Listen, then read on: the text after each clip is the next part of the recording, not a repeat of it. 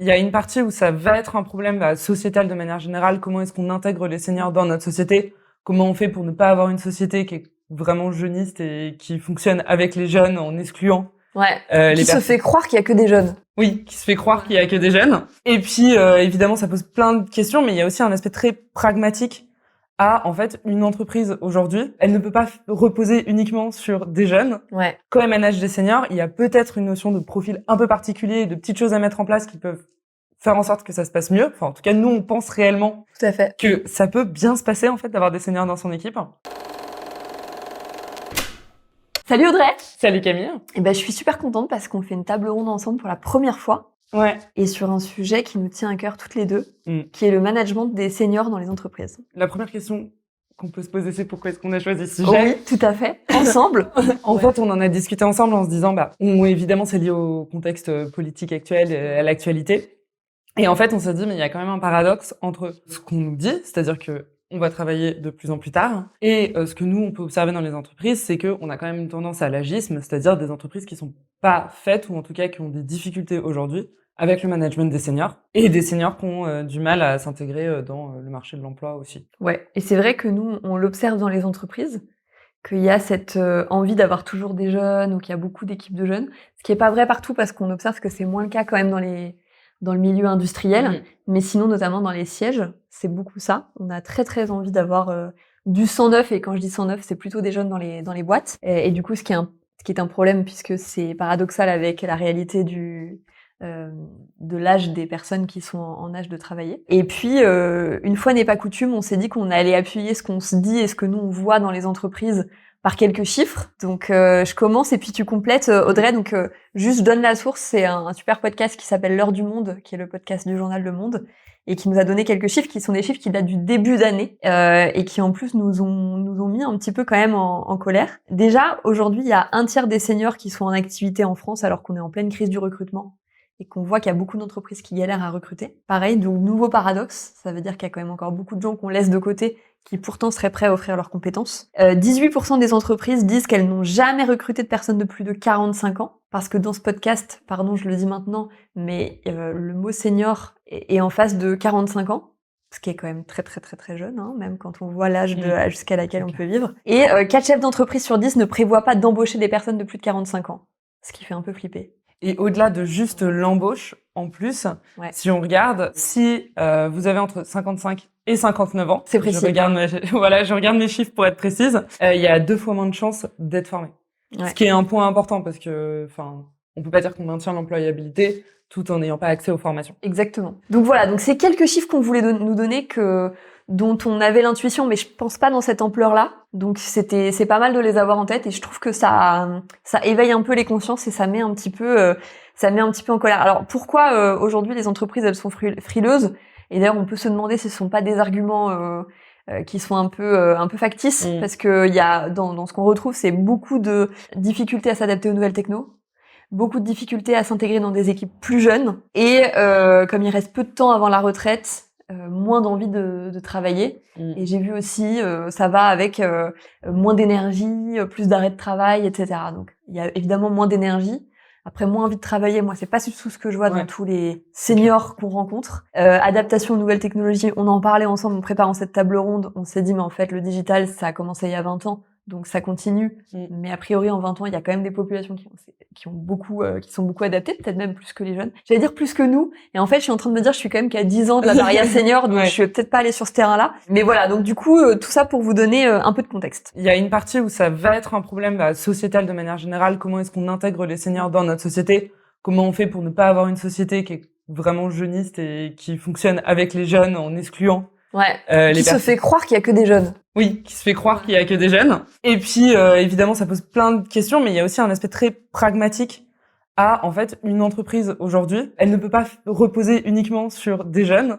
Quand elle manage des seniors, il y a peut-être une notion de profil un peu particulier, de petites choses à mettre en place qui peuvent faire en sorte que ça se passe mieux. Enfin, en tout cas, nous, on pense réellement que ça peut bien se passer, en fait, d'avoir des seniors dans son équipe. Et c'est pour ça que nous, on va aborder plutôt l'angle assez pragmatique de qu'est-ce qu'on peut conseiller plutôt que l'angle sociétal en général. Exactement, ouais, pour ça on vous renvoie à plein de podcasts et d'articles qui sont très bien faits par des journalistes qualifiés. Nous du coup dans le podcast avec Audrey, juste pour finir cette intro, on s'est dit mais c'est quoi senior? 45 ans ça nous paraît trop jeune. Donc en regardant des études on voit que le terme senior c'est surtout à partir de 50 ans. Donc c'est à partir à peu près de cet âge-là dont on va en parler jusqu'à l'âge de la retraite. Et on met aussi une petit warning. Ouais. On a conscience totalement du fait que tous les seniors ne sont pas un profil uniforme qui se ressemblerait. Typiquement, c'est pour ça que quand on voit des choses de dire c'est pas d'adaptation aux nouvelles technologies, on se dit c'est bizarre, j'ai l'impression de voir d'autres exemples. On se rend compte que c'est des personnalités multiples, des profils multiples, c'est des emplois multiples. Enfin, c'est plein de situations qui peuvent pas se résumer à juste un truc de dire ils sont seniors. Et ce serait complètement l'opposé de ce qu'on défend. Exactement. C'est ce que j'allais te dire, effectivement. Ne tombons pas, nous, dans l'écueil que l'on est en train de condamner, Ouais. Donc on s'est dit, voilà, on voit qu'il y a des écueils, justement, qui arrivent. Nous, on a trouvé quelques ingrédients qui peuvent faire en sorte que ça se passe mieux. Après, multiples personnalités, multiples situations. Il n'y a pas une grande étiquette. Je suis senior, ça y est, c'est bon, je suis rentrée dans une case. Et la case qui, d'ailleurs, souvent, moi, ce que j'entends dans les entreprises, c'est oui, ils sont plus vieux, donc ils sont plus résistants au changement, par exemple. Hier encore, on m'en a parlé dans les entreprises. Moi, je suis pas sûre que ce soit ça. Je pense que déjà, il y a des questions de tempérament.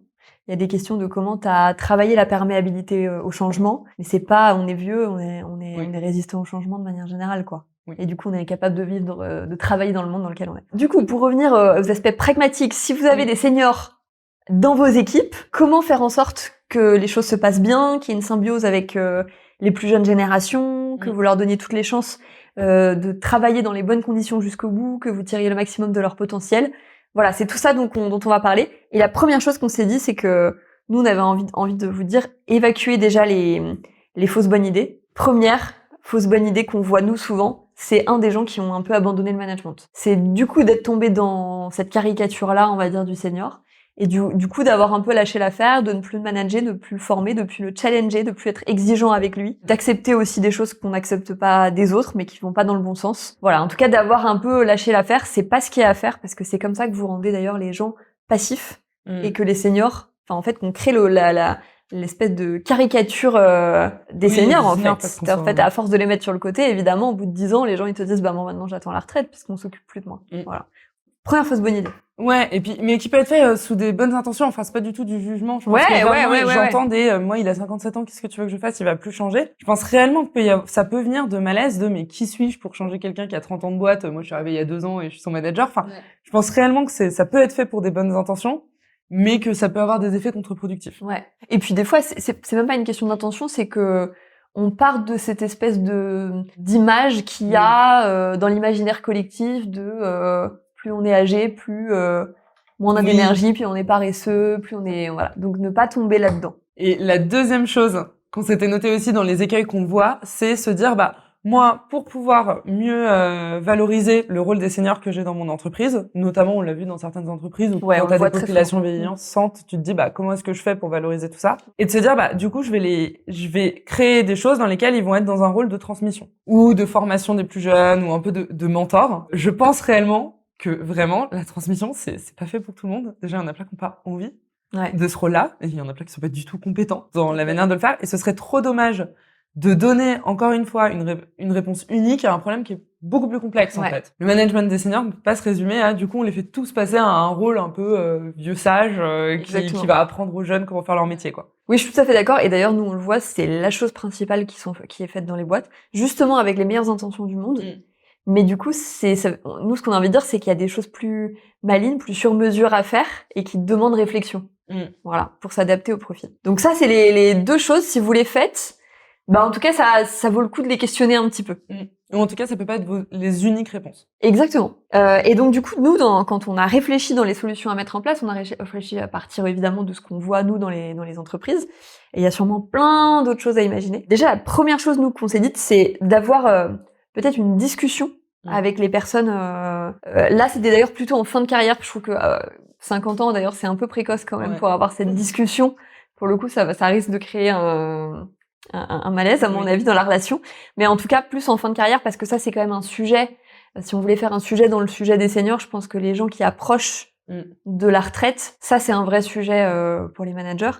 C'est nous, ce qu'on conseille, c'est d'avoir une discussion avec ces personnes-là et de faire presque ce que nous on dirait un pacte. Et c'est de se dire, ok, mais qu'est-ce que tu as envie de faire? Il reste tant d'années, t'en es où dans l'énergie que tu as envie de donner, t'en es où dans les challenges que tu as envie d'avoir ou de ne pas avoir, et du coup de trouver ensemble des modalités. Donc alors cette discussion, ce pacte, comme on le disait avec la personne, il faut pas forcément attendre l'entretien annuel ou l'entretien professionnel.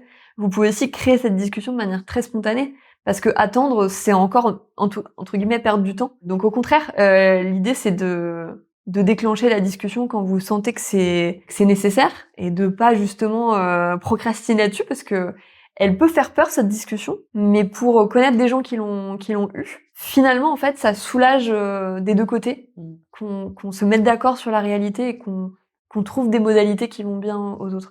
Et d'ailleurs quand vous avez cette discussion avec les personnes seniors concernées, vous pouvez aussi évidemment les laisser réfléchir et les laisser revenir vers vous aussi. Parce qu'en fait, elles-mêmes, elles peuvent être surprises par la discussion à laquelle elles s'attendaient pas. Parce qu'encore une fois, justement, c'est pas dans un moment écrit, il n'y a pas d'entretien senior aujourd'hui dans les entreprises. Donc voilà, c'est vraiment aussi leur donner matière à réfléchir et leur donner les clés de ces années-là. Avec évidemment un cadrage de votre part et probablement des attentes. Mais en tout cas, voilà, organiser ces discussions, en prendre l'initiative. Et là, pour le coup, je pense que ça peut mieux fonctionner que sur un profil junior, parce que une connaissance plus vaste de ce qu'on sait faire, ce qu'on peut faire, ce qu'on a envie de faire, et parce que de toute façon, à partir du moment où on va confier un poste à quelqu'un qui a 30 ou 40 années d'expérience, ce poste, il doit forcément être un petit peu sur mesure. On y réfléchissait ensemble avant, on se disait, globalement, un profil un peu junior ou quelqu'un qui vient d'arriver, au début, on va lui donner 2/3 de tâches qui sont des tâches un peu devoir, c'est-à-dire dans le sens de sens du devoir, choses qu'il y a à faire, et puis peut-être 1/3 qui vont être des envies, des choses qu'ils ont envie de tester personnellement. Un profil plus senior, ça fonctionne quand même mieux d'aller chercher du 2/3 de choses qui se basent sur tes expériences, ton profil particulier, tes envies particulières, et puis le tiers de encore une fois, on passe un pacte. Il y a quand même certaines choses qu'il faut faire, et donc on va mettre ce tiers-là aussi. Mais ça inverse un peu les. Mais en tout cas, c'est d'avoir cette discussion à cœur ouvert sur ce qu'il est possible de faire. Et en fait, il y a encore beaucoup de gens, on le voit dans les équipes où il y a des gens plus seniors, qu'il y a des gens qui ont beaucoup de choses à donner, voire qui ont peur aussi de l'âge de la retraite, parce qu'ils sont habitués à travailler, qu'il y a une certaine fierté dans ce qu'ils font, il y a un attachement à la boîte. Et du coup, c'est sur tout ça qu'il faut capitaliser, et c'est le moment d'en parler dans ce moment-là. Donc ne pas hésiter, voilà, à générer ces discussions-là. Un des trucs qu'on voit beaucoup, c'est justement cette espèce de grande idée de le senior, il serait moins mobilisé.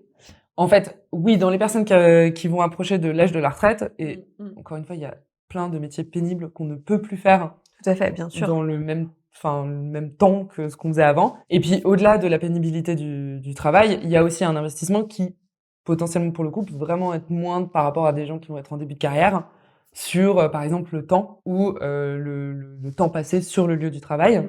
Et on a vu dans des choses qui marchent pas mal, et dans les ingrédients qu'on a notés sur des exemples qu'on avait vus de management vraiment de fin de carrière réussi, il y avait la notion de, en fait, je vais pas aller chercher en tant que manager la mobilisation vraiment sur place. Je vais pas aller chercher les longs horaires. Moi, ce que je vais aller chercher pour la personne que je manage, c'est des challenges plutôt que de la mobilisation. Alors, ça marche un peu tout le temps, en fait, de dire aux gens, tu es très libre dans tes horaires, et en fait, je fais juste en sorte que tu aies des défis challengeants. C'est pas spécifique à ça. Mais pour le coup, là, ça devient quasi nécessaire. C'est-à-dire, je ne peux pas t'empêcher, je ne peux pas te surveiller, je peux pas te confier des choses qui vont nécessiter un investissement très très fort. Par contre, je vais te confier des choses vraiment challengeantes et difficiles jusqu'à la fin de ta carrière. Quitte à ce que ce soit sur un temps écourté dans la semaine, c'est ça que tu dis par exemple. Ouais, c'est ça. On en parlait d'un exemple d'une personne qui est hyper mobilisée, qui va partir à la retraite dans 6 mois, qui est au taquet, qui est trop heureux d'aller bosser. Bon, lui, on sait qu'il y a certains jours, on l'appelle, il est en train de faire son jardin, et parce qu'il a besoin de son temps avec son jardin. Mais par contre, toutes les missions qu'il a restent difficiles, toutes les compétences qu'il a acquises sont mises à profit dans ces missions-là, mais il y a plus de notion de, on va chercher à faire en sorte qu'il travaille plus longtemps dans la semaine. Il y a la notion de, on va chercher à faire en sorte qu'il travaille de manière excitante, challengeante. C'est pas la même recherche. Donc, je suis d'accord avec toi. Et puis alors d'autres, ça va être pas cet équilibre du temps, parce que t'en as qui ont envie encore d'investir beaucoup le travail. Et voilà. Mais par contre, moi, je l'ai vu aussi dans des cas, c'est beaucoup d'autonomie qui est demandée. Alors ça, c'est quand on est à l'aise sur le job et que la personne est plutôt en réussite, évidemment. Si ça met à défaut votre business, il faut trouver d'autres modalités. Mais ça, moi, je l'ai vu sur des gens en fin de carrière pour qui ça marchait bien et qui étaient toujours investis, c'est qu'ils avaient une grande autonomie sur ce qu'ils pouvaient faire en termes de temps, mais aussi en termes de contenu, de poste. Donc ça, c'est les 2 premières choses. Évidemment, on l'a dit en introduction, on peut en reparler, c'est continuer à former les gens. Ça, c'est super important. On vous a donné les chiffres tout à l'heure, donc c'est assez dingue quand même à quel point, en fait, sur le dernier presque tiers de sa carrière, dernier quart de sa carrière, on est moins formé. Alors qu'on sait que la formation, c'est ce qui maintient l'employabilité, donc c'est ce qui vient répondre aussi aux peurs qu'on peut avoir en amont, qui vont se dire les gens ne s'adaptent pas, mais en fait, ils peuvent s'adapter si on leur donne les clés. Donc ça, c'est une première chose. On sait aussi que la formation, c'est un vecteur de mobilisation, parce qu'en fait, ça vient nourrir les gens, en tout cas si on les forme sur des choses qui les intéressent. Et donc, il y a encore plein de gens qui sont très curieux à 50, 55, 60 et quelques. Donc ça aussi, je pense que c'est venir nourrir l'individu, intellectuellement aussi. Et puis, je pense que c'est une vraie reconnaissance d'être formé. Moi, je le vois dans les boîtes, les gens, ils sont trop contents d'avoir des formations. Donc, vraiment continuer à investir là-dessus. Alors qu'aujourd'hui, les investissements en formation sont vraiment beaucoup plus pondérés en faveur des jeunes. Voilà. Et puis, une dernière chose qu'on avait vue, c'est dans le recrutement. Où le recrutement, on voit que le recrutement aujourd'hui, il est beaucoup plus automatisé. Et en fait, ça n'aide pas non plus les seniors, parce que la plupart des postes vont être faits de telle façon à ce que ça va être peut-être un peu, ça va exclure des qualités et des compétences que peuvent avoir d'autres personnes. Et puis en plus, je pense que les recruteurs aussi ont du mal à amener ces profils-là dans l'entreprise. Donc peut-être être attentif aussi dans le recrutement aux personnes que vous pouvez recruter, et du coup peut-être ne pas se faire avoir par le biais de cette automatisation-là qui va sûrement sortir ces profils-là de fait, alors qu'il pourrait vous apporter pas mal de choses. Un exemple que je vois moi en entreprise, dans une entreprise que je suis en ce moment, c'est une femme qui est arrivée dans l'équipe après peut-être, je crois qu'elle a au moins 20 ans dans la boîte et une carrière aussi avant. Et elle, alors du coup, elle est vraiment à la limite du début du senior, hein. Mais ça, elle est vraiment l'incarnation de cet exemple-là. Son poste a quasiment été créé pour elle. Elle le dit elle-même. Elle dit, mais moi, j'adore ce que je fais, parce qu'en fait, le poste, c'est moi qui l'ai fait, donc c'est incroyable. Et elle est très au clair sur ses attentes. En fait, elle ne peut pas suivre de profil d'évolution classique où on lui dirait, du coup, est-ce que tu veux un nouveau rôle de management? On élargit ton périmètre, on te donne des nouvelles équipes, ou on te fait monter dans telle équipe. Enfin, elle, en fait, elle est très au clair sur ça ne bougera pas. Elle ne cherche absolument pas, notamment, par exemple, l'exposition dite plus politique parce qu'on est dans un grand groupe. Et en fait, ce truc-là fonctionne hyper bien. Alors, c'est un défi énorme de la manager, parce que tu te dis, mais elle est super forte et en fait, je peux pas lui offrir ce que j'ai habituellement à offrir à un profil super fort. Mais à la fois, c'est hyper excitant, du coup, pour son manager de se dire, qu'est-ce qu'on va faire pour qu'elle reste comme ça, parce que c'est trop bien d'avoir une personne comme ça dans l'équipe. Pour maintenir cette énergie-là et cette envie, Elle bosse super bien avec le reste des équipes qui, pour le coup, sont plutôt des gens de 30 ans en plus, donc vraiment, tout se passe super bien. Et en fait, ce truc du sur-mesure fonctionne vraiment sur elle. Et c'est ça qui la laisse hyper mobilisée dans son équipe. Et hyper autonome aussi, tu vois, pour reboucler, j'ai l'impression quand tu me parles de cette femme-là qu'elle est très très autonome dans ce qu'elle fait. Oui. Elle est très autonome dans ses tâches, elle fait les choses à sa manière, Et c'est super de l'avoir comme ça et de l'avoir épanouie. Enfin, c'est trop cool en plus d'avoir ça dans son équipe. Et puis je pense qu'on a besoin de modèles dans l'entreprise comme ça, de seniors épanouis, de seniors qui donnent envie en fait de vieillir en entreprise. Du coup, je pense qu'il y a une contagion positive après qui se fait quand on arrive à faire ça, de se dire il y a des choses qui peuvent commencer en fait dans ces moments de carrière là, quoi. Très bien. Nous, ce qu'on se disait aussi. En tout cas, quand moi je vois des profils en réussite c'est-à-dire vraiment des gens qui arrivent bien à remplir leurs objectifs, parce que évidemment on est aussi pragmatique, il y a des gens qui sont plus en difficulté. Mais d'ailleurs c'est même pas forcément une question d'âge, c'est du coup ça devient plus compliqué à mesure que l'âge avance, je pense. C'est là que les managers souvent lâchent l'affaire aussi d'ailleurs. Mais qu'en tout cas on est plutôt en réussite. Moi je vois aussi ce qui marche bien, et je l'ai vu notamment sur des sites industriels où il y a plus de seniors, donc je pense que de fait les sites industriels le font mieux, la gestion des seniors, parce qu'en fait de toute façon il y a des populations plus âgées, donc ils ont dû trouver des façons de faire. C'est vraiment de s'appuyer sur eux. Moi je trouve qu'il y a une valorisation encore une fois, c'est pas de tous, mais des bons seniors, et je vois du coup des gens super épanouis, parce qu'en fait pareil, on leur a donné un cadre clair, et on sent qu'il y a les managers s'appuient sur eux et valorisent ce qu'ils font. Et d'ailleurs on se disait même dans certains cas, on voit une répartition presque des pouvoirs qui est presque une double hiérarchie en fait. C'est que le lien hiérarchique s'efface un peu. Il existe dans les organigrammes, je veux dire, évidemment, mais sur le terrain, il s'efface un peu pour vraiment avoir quelque chose qui a presque un double pouvoir, ou en tout cas un truc de président adjoint, enfin un truc comme ça, quoi, dans l'esprit. Dit de manière officielle ou officieuse. Ouais. On peut tout à fait, dans les façons de faire, se rendre compte que si dans son équipe, il y a quelqu'un qui a 30 ans d'années, et ben en fait, on va plus le consulter sur certains sujets, on va donner un périmètre beaucoup plus grand, on va pas prendre les décisions de manière unilatérale, mais toujours conjointement avec cette personne sur son périmètre. Enfin, il y aura toujours des choses, on peut le faire de manière très officieuse, ou alors on peut le faire de manière très officielle en disant, écoute, voilà, moi je te propose, je te laisse ça, moi je prends ça, et puis on continue à avancer à deux. Ouais. Exactement. Donc voilà, donc il y a plein de choses. Après, évidemment, faut adapter aux gens que vous avez, à leur levier, à ce qui leur plaît dans vos équipes. Mais déjà, en tout cas, c'est avec tout ça, je pense que vous pouvez vous questionner et regarder le sujet avec plus d'attention. Et après, on disait, on a aussi des profils en échec. Peut-être que Audrey, tu veux introduire parce que je sais que tu avais un cas qui te taraude beaucoup en plus parce que t'en parles. Pas mal. Non, mais c'est un cas que je vois d'une personne qui va partir à la retraite. Et j'en ai discuté parce que honnêtement, j'arrivais pas vraiment à trouver de bonnes réponses. Mais il y a ce truc de si cette personne est en échec dans son métier, ça marche pas. Elle est en plus relativement démotivée. Enfin, c'est vraiment assez compliqué comme situation. Et elle part à la retraite dans 3 ans. Donc, il n'y a pas la logique de on va la faire évoluer à d'autres choses, on va pas la former pendant super longtemps. Évidemment, on va pas la sortir à 3 ans de la retraite. Et donc, le réflexe de son manager aujourd'hui, ça a été de dire, je vais pas réussir à changer cette personne, donc aujourd'hui, je la laisse, et puis, globalement, on va la laisser pendant 3 ans. Mais je trouve que cette solution, qui a été la première, la première à laquelle elle a pensé, en fait, c'est un peu compliqué parce qu'il y a un peu ce truc de mais du coup, 3 ans, c'est long. Tu finis quand même ta carrière sur un échec. Pour la personne et pour l'entreprise, hein. Pour la personne, pour l'entreprise, aussi. Pour les collègues, parce que pour les collègues, c'est hyper difficile aussi d'avoir quelqu'un comme ça dans son équipe. En même temps, moi, je trouve que, en fait, c'est pas le plus généreux à faire non plus, que de laisser une personne en échec pendant 3 ans. On en a pas mal discuté parce que je me disais, mais comment tu peux faire réellement dans ce cas-là? Quelle solution tu peux aborder? Donc, en discutant, on s'est dit, un des premiers trucs déjà, c'est, en fait, faut le partager. Et en fait, faut lui parler en tant que manager aussi de dire, mais en fait, ce truc-là ne marche pas. Et on va pas le laisser gangréner tranquillement pendant 3 ans parce que manifestement, celle-là, c'est pas possible.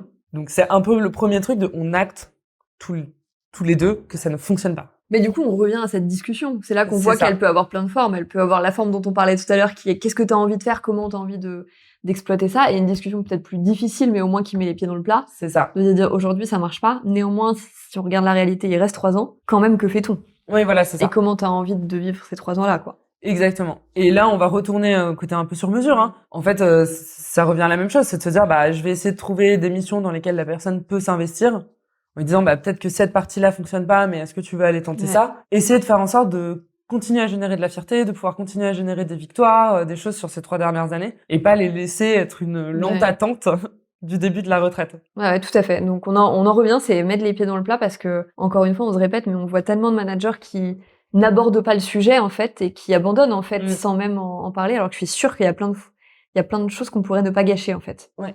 Plein de fins de carrière qu'on pourrait ne pas gâcher. Et puis, nous, ce qu'on s'est dit, aussi avec toi quand on a préparé, on s'est dit, tiens, pourquoi on s'inspirerait pas dans les entreprises du modèle de l'artisanat, j'allais dire de l'ultra-luxe, mais c'est surtout de l'artisanat en fait, parce que en fait on s'est rendu compte pour avoir aussi des clients qui sont là-dedans, alors plutôt côté ultra-luxe, mais à quel point il y a une valorisation de l'artisan. Et derrière l'artisan, qu'est-ce qu'il y a? Il y a un savoir-faire qui n'est pas un savoir-faire qui s'est acquis avec peu de temps en fait, c'est des savoir-faire de longue haleine qui demandent des années et des années de travail, d'erreurs aussi, pour mieux comprendre, pour mieux faire, pour mieux travailler les matériaux.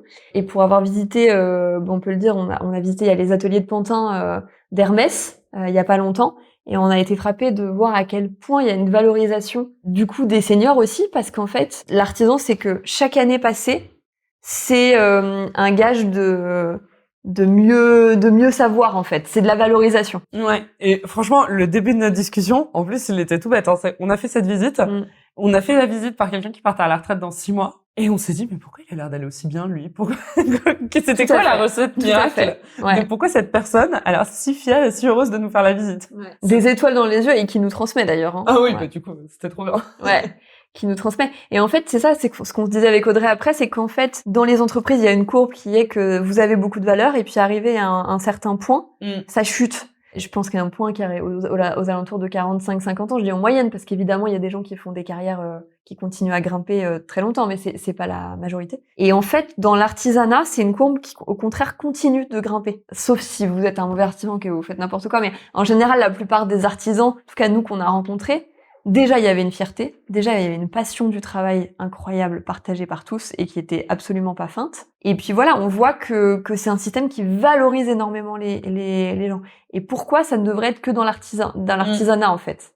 Est-ce qu'il y aurait pas quelque chose à dupliquer dans l'entreprise? Ouais. Quelle que soit la nature du business. Ouais. Du coup, on s'était noté un peu des petites clés qu'on avait remarquées. On s'est posé la question en se disant, ce truc-là doit pas, enfin, on peut s'inspirer du modèle de l'artisanat. On sait très bien que ça aura beaucoup plus de limites que quand t'es dans l'ultra luxe où tu es le seul artisan qui sait faire ça de France. Donc ta valorisation est automatiquement complètement différente que dans une usine. Mais il y avait quand même des petits trucs qu'on avait envie de prendre en se disant, ça peut être inspirant. Un des exemples qui fonctionne bien, c'est de se dire, au lieu du modèle classique de reconnaissance dans l'entreprise, c'est-à-dire globalement, je vais grimper des grades de manager et avoir des équipes de plus en plus grandes en dessous de moi, il y a aussi d'autres manières de valoriser le collaborateur. Et notamment, on l'avait vu avec Kevin, qui avait fait une émission avec nous dans Le Faire en Vrai, qui lui avait mis en place dans son entreprise, dans son industrie, ce qu'il a appelé une filière expertise, qui a pour but de se dire comment est-ce qu'on valorise des gens sans passer par le management. En fait, chez lui, quand tu deviens expert, donc déjà c'est difficile de devenir expert. Donc sans leur donner de fonction de manager, c'est ça? Sans leur donner de fonction de manager. Lui, il s'est dit, du coup, ces personnes-là, on peut leur proposer un autre parcours. Chez Kevin, quand tu deviens expert, c'est difficile de devenir expert. Alors, il a mis en place différents processus qui permettent de vraiment être valorisé en tant qu'expert, d'atteindre ce grade-là. Et quand tu deviens expert, tu vas modifier un peu ta fonction, puisque c'est pas juste tu fais ton travail mais un peu mieux parce que tu le connais un peu mieux et que t'es expert, mais c'est aussi du coup on va peut-être t'appeler et te mobiliser parce que là il y a un truc sur lequel on a besoin de tes compétences spécifiques, ce qui permet un peu de rejoindre le modèle de l'artisanat. Ouais. Où il y a un peu cette logique de avoir fait ton métier depuis longtemps et le maîtriser sur le bout des doigts, c'est aussi une vraie reconnaissance qu'on va t'accorder. Ouais, ces filières d'expertise qui sont mises en place dans plein d'endroits, enfin de plus en plus, mais en tout cas c'est quelque chose qui a été naturellement fait dans l'artisanat et qui marche. Et puis ensuite, nous, ce qui nous a marqué aussi dans ce modèle artisanal, c'est à quel point l'artisan est au centre de tout, presque plus valorisé que le manager, ce qui aussi change, je pense, d'une entreprise on va dire traditionnelle. Et ça, c'est très valorisant parce que c'est lui aussi qui donne beaucoup des directives, qui impose mais qui donne le rythme. Et ça, je trouve que c'est intéressant aussi parce que c'est une autre forme de répartition des pouvoirs. Ouais, il y a vraiment une logique de le siège, il va être au service de ce qui fait le produit. Et en fait, ce qui fait qu'on a du prestige aujourd'hui, c'est parce qu'on a des artisans qui sont capables de nous le faire. Et donc le siège va se mettre au service de ces artisans-là, dans l'objectif évidemment de vendre le produit du prestige. Je trouve que au-delà de juste le prestige, alors ça pour le coup c'est vraiment une considération assez personnelle et une visée assez sur mes valeurs à moi, mais c'est vrai que ce qui fait aujourd'hui qu'on arrive à vendre un produit, c'est qu'il est produit en temps et en heure, qu'il a été acheminé dans les magasins et qu'il est en rayon le bonjour. C'est pas nécessairement plein de choses qu'on voit autour et qu'aujourd'hui on a un peu tendance dans certaines entreprises à survaloriser, alors qu'en fait réellement ce qui fait la valeur, mais même valeur en termes financiers d'une entreprise, c'est ce qu'elle arrive à sortir comme produit. Mais en tout cas regardons aussi ça avec les yeux qu'on porterait sur des artisans. Et puis nous, ce qui nous marque aussi, c'était un peu un fil rouge, mais c'est la reconnaissance qu'il y a du travail bien fait, et qui forcément ça vous garantit, quoi qu'il arrive, le fait de garder des personnes mobilisées, en fait, du début à la fin d'une carrière. J'étais en train de réfléchir, mais je pense que il y a un truc dans l'artisanat aussi. Enfin, dans l'artisanat, il y a une chose qui est quand même beaucoup le côté varié, alors qu'on met créativité, pas créativité, parce que l'artisanat, c'est pas exactement, ça reste de la production, c'est pas non plus de la création unique, de pièces uniques tout le temps. Mais il y a un côté un peu défi permanent, qui revient à ce qu'on disait au début du podcast, de dire, en fait, il faut des challenges. Et l'avantage de l'artisan, c'est qu'il fait plein de choses nouvelles tout le temps. Et ça revient à les plein de choses nouvelles tout le temps de l'artisan. Et c'est les challenges que vous allez pouvoir offrir à tous les collaborateurs que vous avez. Et en fait, d'ailleurs, je trouve que, tu vois, plus on en discute, plus on retrouve les leviers universels de mobilisation des gens. C'est juste, il faut un petit peu les réfléchir, les questionner, et puis surtout les actionner, continuer à les actionner quand on est manager. Mais tu vois, la valorisation, la fierté du travail bien fait, l'autonomie des personnes, discuter avec elles de manière franche, tu vois, ça reste des choses que de toute façon on peut toujours conseiller. C'est juste qu'on dit, mais surtout, en fait, même en le préparant, on se disait, mais c'est assez basique ce qu'on dit.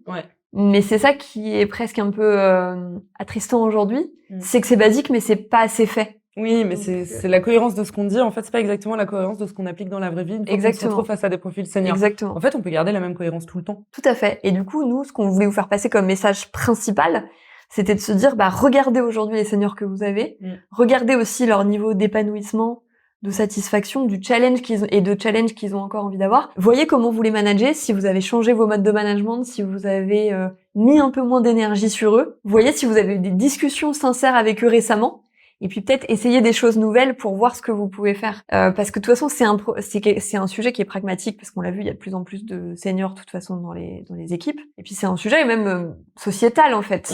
Donc c'est comment en tant que manager on apporte notre pierre à l'édifice sur ce sujet-là. Et plus globalement, moi je trouve que c'est un sujet qui me tient pas mal à cœur. Qu'est-ce qui nous donne envie de vieillir? Parce que pour le coup, c'est un truc qui nous attend tous à un moment. Ouais. Qu'est-ce qui nous donne envie de vieillir? Alors j'allais dire dans la vie, mais c'est moins le sujet. Mais dans les organisations et dans le travail. Voilà. Donc écoutez, on était ravis et puis on espère vous retrouver pour un prochain épisode. Je ne sais pas encore sur quel sujet. Si vous avez vu des choses aussi qui fonctionnent, si vous avez envie de réagir, si vous êtes d'accord ou pas d'ailleurs, n'hésitez pas à commenter cette vidéo. Vous pouvez aussi nous retrouver sur YouTube, on a un Instagram, Albus Media, un TikTok. Donc on sera ravis de partager et d'échanger avec vous et puis à très bientôt.